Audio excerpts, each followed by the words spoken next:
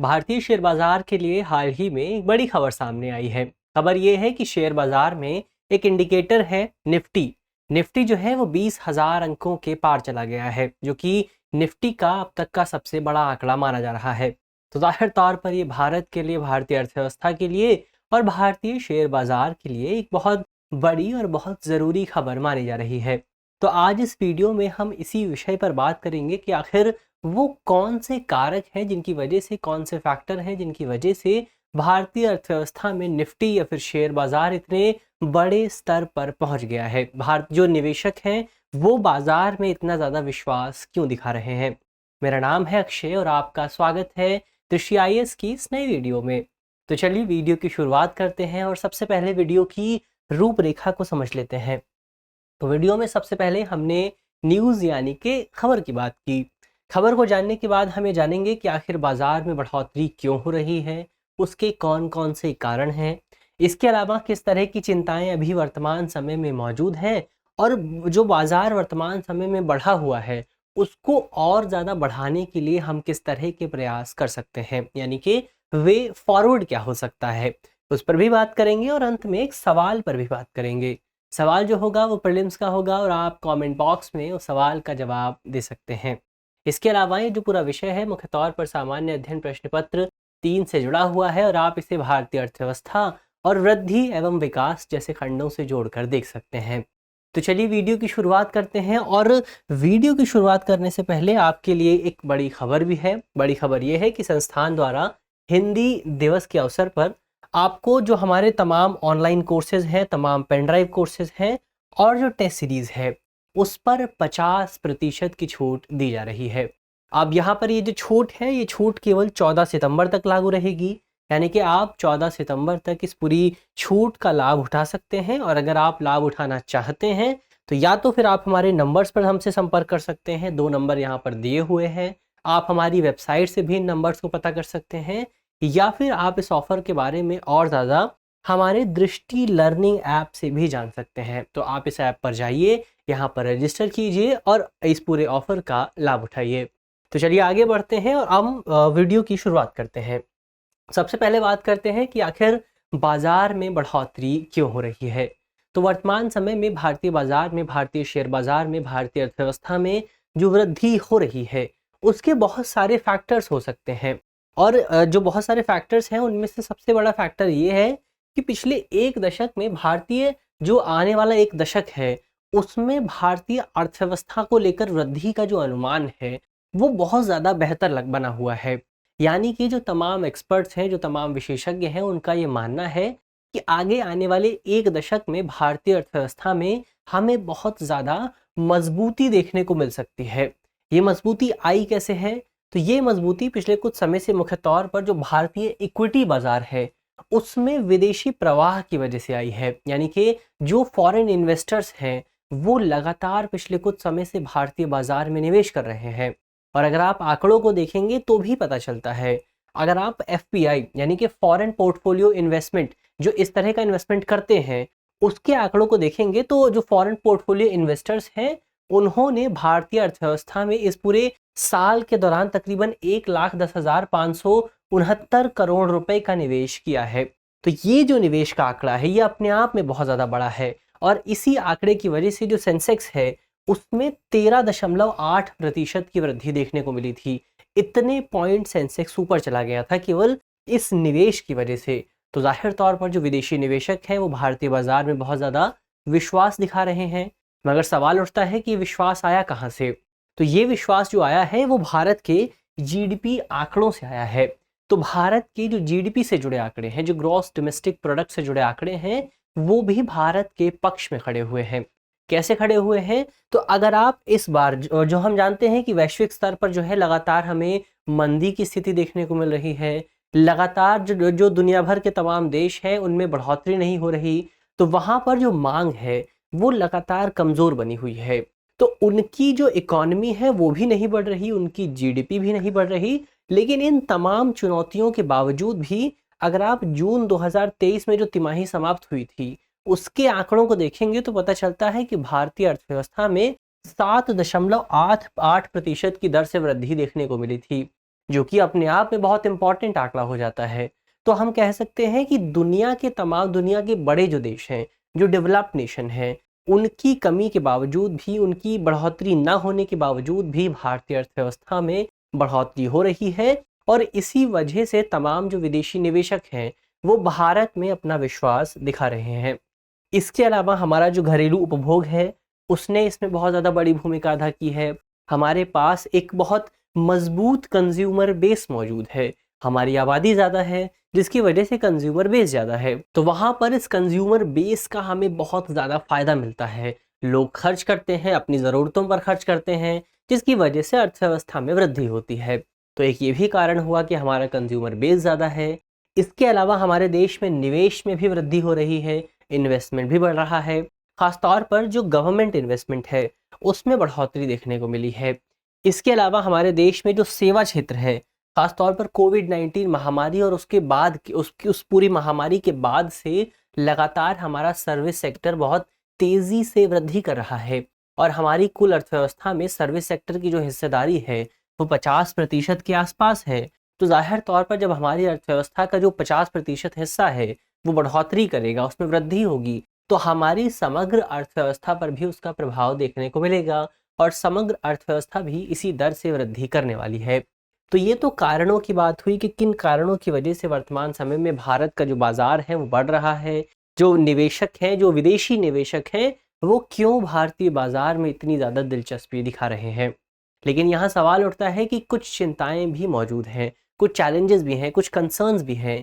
क्या-क्या हैं वो कंसर्न्स? उन कंसर्न्स पर बात करें तो सबसे पहला जो कंसर्न है, सबसे पहली जो समस्या है, वो है एक्सटर्नल डिमांड की समस्या। भारत के अंदर इंटरनल डिमांड तो बहुत ज़्यादा है, लोग खुद तो बहुत ज़्यादा खर्च कर रहे हैं, लेकिन इसके बावजूद भी हमारी जो एक्सटर्नल डिमांड है, वो बहुत ज़्यादा कम बनी हुई है। ये भारत की अर्थव्यवस्था के लिए आगे आने वाले समय में एक बड़ी समस्या पैदा कर सकती है। ये समस्या उत्पन्न क्यों हुई है? तो ये समस्या उत्पन्न हुई है क्योंकि दुनिया के जो पश्चिमी देश हैं, वहाँ पर हमें मंदी देखने को मिल रही है। वहाँ पर रिसेशन की स्थिति है, जिसकी वजह से वहाँ पर रिसेशन है तो वहाँ के जो नागरिक हैं, वो बहुत ज़्यादा खर्च करने के लिए सक्षम नहीं हैं। तो इसकी वजह से भारतीय उत्पादों की वहाँ पर बहुत ज़्यादा डिमांड नहीं है और भारत को इसका बहुत ज़्यादा लाभ नहीं मिल रहा है। तो इसकी वजह से भारत पर कुछ ना कुछ प्रभाव देखने को ज़रूर मिल सकता है। इसके अलावा ख़ास तौर पर दुनिया की सबसे बड़ी अर्थव्यवस्था यानी कि अमेरिकी अर्थव्यवस्था की बात करें तो बीते दिनों अंतर्राष्ट्रीय स्तर की एक क्रेडिट रेटिंग एजेंसी है, फिच नाम की। इस एजेंसी ने अमेरिका की क्रेडिट रेटिंग को ट्रिपल ए से घटाकर डबल ए प्लस कर दिया था। अब वैसे तो डबल ए प्लस की ये जो रेटिंग है, इसे भी बहुत बेहतर माना जाता है, लेकिन इसके बावजूद भी जो अमेरिका की क्रेडिट रेटिंग में कमी आई थी, उसकी वजह से ये माना जा रहा था कि अमेरिका की अर्थव्यवस्था पर इसका प्रभाव पड़ सकता है। तमाम जो निवेशक हैं, निवेशक अमेरिका की क्रेडिबिलिटी पर सवाल उठा सकते हैं, उसकी विश्वसनीयता पर सवाल उठा सकते हैं और इसके लिए फिच ने बहुत सारे कारण भी गिनाए थे। तो अगर हम उन कारणों पर भी बात करेंगे तो पता चलेगा कि वर्तमान समय में अमेरिका की जो अर्थव्यवस्था है, वो किस तरह से स्ट्रक्चरल प्रॉब्लम्स का सामना कर रही है, संरचनात्मक समस्याओं का सामना कर रही है। जैसे कौन-कौन सी समस्याएँ हैं? तो इसने बताया था कि पिछले 1 दशक में अमेरिका में जो राजकोषीय स्थिति है, राजकोषीय गिरावट देखने को मिली है, फिस्कल बहुत ज़्यादा गिरावट आई है। इसके अलावा वहाँ पर जो सरकारी ऋण है, सरकार पर ऋण का बोझ लगातार बढ़ता जा रहा है। उस ऋण देने वालों में प्राइवेट सेक्टर भी शामिल है और दूसरे देश के बैंक भी शामिल हैं। यानी कि अमेरिका की जो अर्थव्यवस्था है, वो वर्तमान समय में ऋण पर चल रही है। इसके अलावा जो सबसे बड़ा कारण था, वो था शासन में गिरावट, यानी कि जो इकोनॉमिक गवर्नेंस है, उसमें गिरावट सबसे बड़ा कारण बताया गया था। क्यों? क्योंकि बीते दिनों अमेरिका में हमें वहाँ की जो लेजिस्लेटिव है और एग्जीक्यूटिव है, इन दोनों के बीच खींचातानी देखने को मिली थी, खासतौर पर डेट को लेकर, डेट सेलिंग लिमिट को लेकर, जिसकी वजह से ये कहा जा रहा था कि अब अमेरिका में जो गवर्नेंस सिस्टम है, वो लगातार उस गवर्नमेंट सिस्टम में कमी देखने को मिल रही है, लगातार वो गवर्नेंस सिस्टम कमज़ोर होता जा रहा है और इसी वजह से फिच ने अमेरिका की क्रेडिट रेटिंग को ट्रिपल ए से कम करके डबल ए प्लस कर दी थी। तो ये तो अंतर्राष्ट्रीय स्तर की स्थिति हुई। तो ज़ाहिर तौर पर जब अमेरिका की जो अर्थव्यवस्था है वहाँ पर मंदी आएगी, अमेरिका की अर्थव्यवस्था कमज़ोर होगी, तो इसका प्रभाव दुनिया के देशों पर भी पड़ेगा और जब दुनिया के देशों पर इसका प्रभाव पड़ेगा तो कहीं ना कहीं भारत भी इसके प्रभाव से बचने वाला नहीं है। तो हमें इसके लिए तैयारी करना बहुत ज़्यादा ज़रूरी है। इसके अलावा कोई कई आंकड़े ये भी बताते हैं कि पिछले कुछ समय में हमारे देश में जो कृषि विकास है वो लगातार बहुत धीमा बना हुआ है। अब वैसे तो हम कहते हैं कि हमारे देश की जो कुल अर्थव्यवस्था है उसमें कृषि की हिस्सेदारी बहुत ज़्यादा है। तो ऐसे में अगर इतनी हिस्सेदारी, इतना जो इम्पोर्टेंट सेक्टर है वो ही इतने धीमी गति से विकास करेगा तो जाहिर तौर पर हमारे देश की अर्थव्यवस्था की जो नींव है वो कहीं ना कहीं भविष्य में प्रभावित हो सकती है। तो इस पर ध्यान दिए जाने की ज़रूरत है। और ये जो विकास की गति है कृषि क्षेत्र की, ये कम मुख्य तौर पर प्राकृतिक कारणों की वजह से है। कौन कौन से कारण हैं? तो जैसे कि अगर आप इस साल जून के महीने में देखेंगे तो बारिश बहुत ज़्यादा कम हुई थी। अब जून के महीने में बारिश कम होने की वजह से बुआई भी कम हुई थी, तो जो सप्लाई थी वो कम हो गई, तो इसकी वजह से कृषि विकास कम हुआ। इसके अलावा अगर आप साल 2023 में मानसून से जुड़े आंकड़ा देखेंगे तो ये भी पता चलेगा कि इस बार मानसून के दौरान भी बारिश बहुत ज़्यादा कम हुई है। तो भविष्य में हमें इसका प्रभाव देखने को मिल सकता है जब हमारे देश में अनाज की कमी होगी। अब जब अनाज की कमी होगी, सप्लाई कम होगी, तो इसकी वजह से हमारे देश में जो अनाज की कीमत है वो बढ़ जाएगी। तो हमारे देश में भविष्य में चलकर हम कह सकते हैं कि फूड इन्फ्लेशन में थोड़ी बहुत बढ़ोतरी देखने को मिल सकती है। अब ये जो फूड इन्फ्लेशन में बढ़ोतरी हो रही है ये ज़रूरी इस वजह से है क्योंकि खाना जो है वो हम सभी के लिए ज़रूरी होता है, चाहे वो गरीब व्यक्ति हो चाहे अमीर व्यक्ति हो। तो ज़ाहिर तौर जब खाद्य की कीमतों में बढ़ोतरी होगी तो वो गरीब व्यक्ति को भी प्रभावित करेगी और अमीर व्यक्ति को भी प्रभावित करेगी। तो इसकी वजह से हमारे देश की अर्थव्यवस्था पर एक समग्र प्रभाव देखने को मिल सकता है।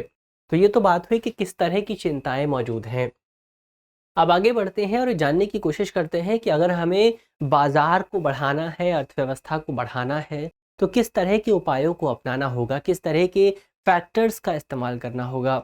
तो वैसे तो जब किसी देश की अर्थव्यवस्था को हम बढ़ाने की कोशिश करते हैं, किसी देश के बाजार को बढ़ाने की कोशिश करते हैं, तो बहुत सारे फैक्टर्स काम में आते हैं। तो उसमें बहुत सारे कारक काम में आते हैं, जैसे कि मानसूनी बारिश इसमें बहुत ज़्यादा इंपॉर्टेंट होती है कि कितनी ज़्यादा बारिश हो रही है, वो कृषि सेक्टर के लिए बहुत इंपॉर्टेंट होती है।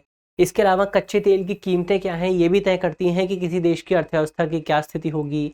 तो ये जो दोनों फैक्टर्स हैं, इन दोनों फैक्टर्स पर हम बहुत ज़्यादा कंट्रोल नहीं कर सकते हैं।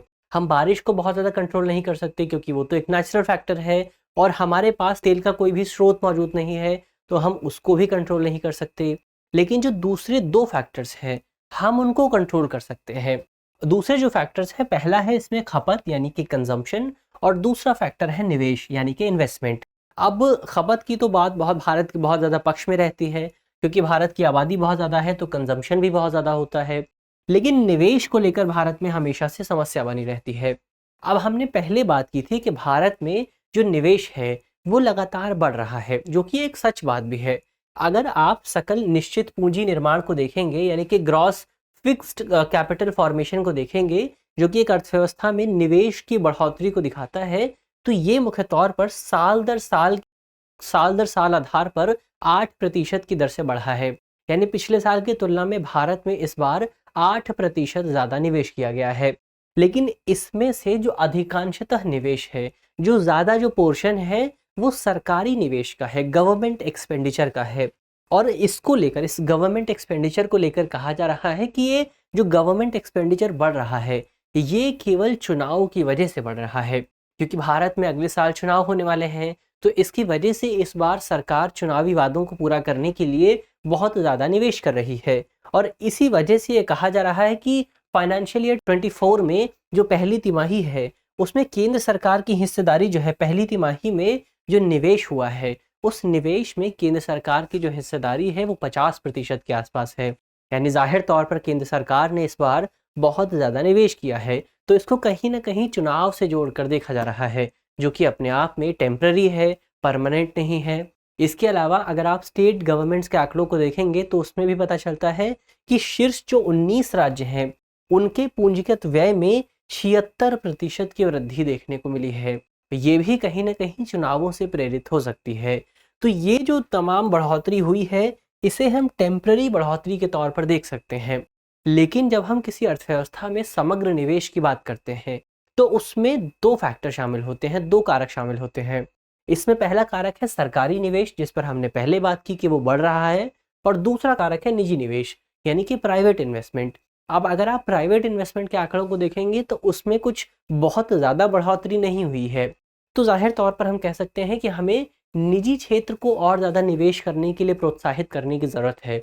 सरकार को इस तरह का इकोसिस्टम बनाना चाहिए कि हमारा जो निजी सेक्टर है, जो प्राइवेट सेक्टर है, वो अपनी कैपिटल फॉर्मेशन पर, अपनी वृद्धि पर, अपने विकास पर और ज़्यादा निवेश कर सके।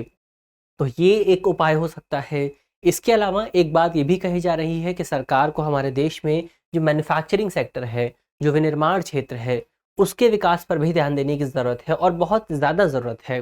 हालाँकि इसको लेकर ये भी कहा जा रहा है कि सरकार ने जो पीएलआई स्कीम शुरू की है, प्रोडक्शन लिंक्ड स्कीम शुरू की है मैन्युफैक्चरिंग सेक्टर के लिए, वो स्कीम धीरे-धीरे हमारे जो मैन्युफैक्चरिंग उद्योग है उसमें बहुत ज़्यादा प्रचलित हो रही है और भविष्य में चलकर लोगों के बीच वो स्कीम बहुत ज़्यादा पॉपुलर हो जाएगी और इसकी वजह से हमें हमारे मैन्युफैक्चरिंग सेक्टर का विकास देखने को मिल सकता है।